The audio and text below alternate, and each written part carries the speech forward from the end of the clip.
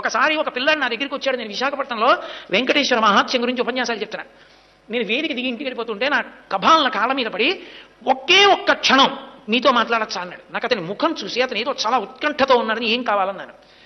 మీరు చెప్పినంత నమ్మకంతో నిలబడితే వెంకటేశ్వరుడు పిలుస్తాడా దర్శనానికి అన్నాడు. నేను హామీ, ఖచ్చితంగా పిలుస్తాడన్నాడు. నేను మీరు చెప్పినట్టు బతికి చూస్తానన్నాడు.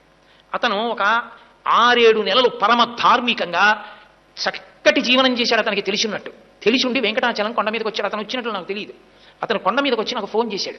ఏమని ఫోన్ చేశాడంటే, నేను కొండ మీదకి వచ్చాను, మహాలఘు దర్శనం జరుగుతోంది, నిన్ను నమ్మి ధర్మాన్ని పట్టుకున్నాను, గురువుగారు చెప్పారు ధర్మం పట్టుకుంటే నువ్వు దగ్గరికి తీసుకుంటా ఉన్నారు, నన్ను కూడా తోసేస్తారా, నన్ను దగ్గరికి రానివ్వవా, నువ్వు నన్ను దగ్గరికి రానివ్వకపోతే ఇక నా శేష జీవితంలో ధర్మం పట్టుకోను, నువ్వు నన్ను ఇవాళ దగ్గరికి తీసుకుంటే నా ఆఖరి ఊపిరి వరకు ధర్మం వదలదు, నీ ఇష్టం అనుకున్నానండి.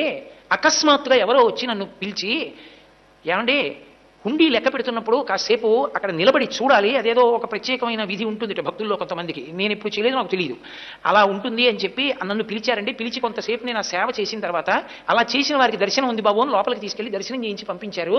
గురువుగారు నా ఆఖరి ఊపిరి వరకు నేను ధర్మం వదిలిపెట్టను. నాకు అర్థమైంది, ధర్మాన్ని 6 నెలలు పట్టుకుంటేనే నన్ను అనుగ్రహించిన స్వామి నా జీవితాంతం పట్టుకుంటే నన్ను గుండెల్లో పెట్టుకుంటాడు. కాబట్టి నాకు ఇంకేం వద్దు గురువుగారు, నేను ఎంత పెద్ద పదవిలో ఉండనివ్వండి, నేను చేసే సంతకం ధర్మచక్రంలోకి ఇముడుతుందా అదొక్కటే చూసి పెడతా. నేను బతికితే ధర్మానికే బతుకుతున్నానా, నేను శరీరం వదిలిపెట్టేస్తుంటే ధర్మానికి వదిలిపెట్టేస్తున్నానా, ఇదే నా జీవితానికి పరీక్ష, ఇక నాకు ఇంకొక మాట లేదు గురువుగారు, నేను ఇలా నిలబడిపోతున్నాను అన్నాడు. నేను మురిసిపోయా. ఇన్ని గంటలో నా శ్వాస ఖర్చు పెట్టే ఉపన్యాసానికి ఒక్క పిల్లాడికి అందింది. ఒక్క పిల్లాడు ధర్మం మీద అనురక్తి పొందాడు, చాలు, వాడు చాలు రేపు పొద్దున్న కొన్ని కోట్ల మందిని లాగుతాడు ధర్మంతో. ఏమో ఈశ్వరుడు ఎందుకు ఏ పని చేయిస్తాడో.